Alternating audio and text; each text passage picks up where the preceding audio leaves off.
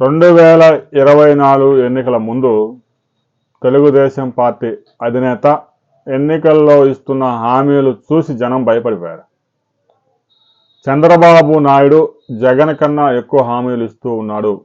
Super 6 పేరుతో ప్రతి సంవత్సరం 1,00,000 కోట్ల రూపాయల పథకాలు ప్రకటించాడు. ఇంత డబ్బు ఎక్కడి నుంచి తీసుకొస్తాడు? ఈ పథకాలు అసలు అమలు చేయడం సాధ్యమేనా అనే అనుమానాలు కూడా కలిగాయి. అనుమానాలన్నీ నిన్నటితో పటాపంచలైపోయాయి. సూపర్ 6 పథకాల్లో ప్రధానమైన పథకాలన్నీ పట్టాలెక్కించిన ఘనత ముఖ్యమంత్రి చంద్రబాబు నాయుడుకి దక్కుతుంది. ఉప ముఖ్యమంత్రి పవన్ కళ్యాణ్ ఒక వ్యాఖ్య చేశాడు. ఉచిత బస్సు విషయంలో చంద్రబాబు నాయుడు ఆచితూచి తీసుకున్న నిర్ణయం వల్ల ఆంధ్రప్రదేశ్లో ఉచిత బస్సు పథకం సరైన విధానంలో పట్టా ఎక్కింది. గబాలను ఆవేశపడి ఉచిత బస్సును కనుక గతంలోనే ఇచ్చి ఉంటే చాలా ఇబ్బందులు వచ్చి ఉండేవి. వ్యవస్థను మొత్తాన్ని ఉచిత బస్సు పథకానికి సిద్ధం చేసి ఆ తర్వాత ఆయన తీసుకున్న నిర్ణయం వల్ల ఈరోజు మహిళలంతా, పేదవారు, ధనికులు తేడా లేకుండా మహిళలు మొత్తం 5 రకాల బస్సుల్లో 8,400 బస్సుల్లో ఆంధ్రప్రదేశ్లో ఏ మూల నుంచి ఏ మూలకైనా ఉచితంగా ప్రయాణం చేసే సదుపాయం అందుబాటులోకి వచ్చింది. ఎక్స్ప్రెస్ సర్వీసుల్లో కూడా అందుబాటులోకి వచ్చింది. పల్లె వెలుగులో అందుబాటులోకి వచ్చింది. ఇక సిటీ బస్సుల్లో విశాఖపట్నం, విజయవాడ లాంటి నగరాల్లో ఉండే సిటీ బస్సుల్లో, మెట్రో బస్సుల్లో కూడా అందుబాటులోకి వచ్చింది.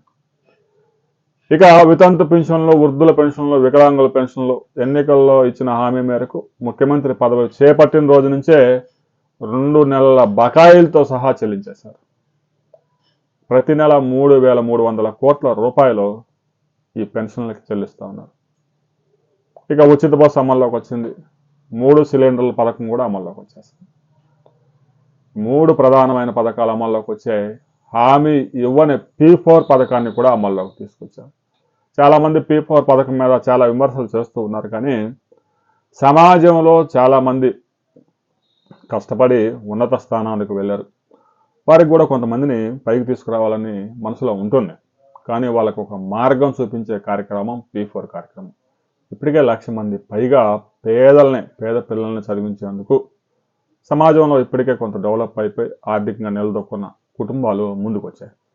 రాబోయే రోజుల్లో ఈ సంఖ్య 15 లక్షలకి చేరబోతా ఉంది. ఇక రైతు భరోసా నిధులు పడిపోయాయి రైతుల ఖాతాల్లో. తల్లికి వందనం విషయంలో సంవత్సరం పాటు వైసీపీ వాళ్ళు గగ్గోలు పెట్టారు.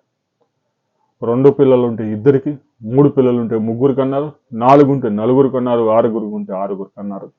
ఏది ఇంతవరకు ఇవ్వలేదు అన్నారు.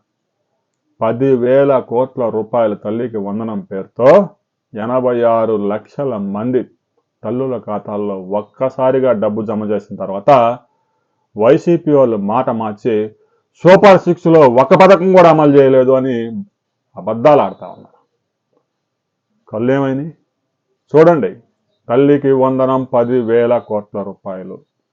మీరు 5 సంవత్సరాల్లో అమ్మఒడి కార్యక్రమం ద్వారా మీరు పే చేసిన అమౌంట్ కేవలం 17,000 కోట్లు 5 సంవత్సరాల్లో.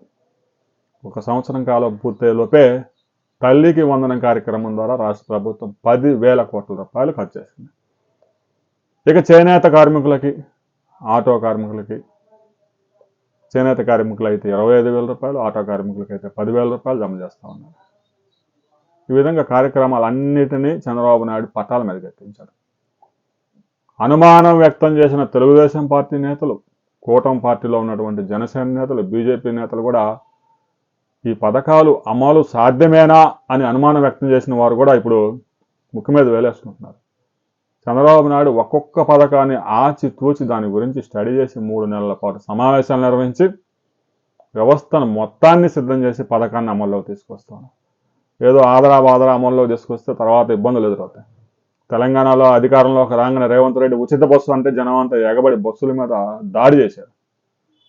అలాంటి పరిస్థితులు రాకుండా అన్ని రాష్ట్రాల్లో స్టడీ చేసి ప్రశాంతంగా స్మూత్గా పట్టాలు ఎక్కించడంలో చంద్రబాబు నాయుడిని మించిన వాళ్ళు లేరు.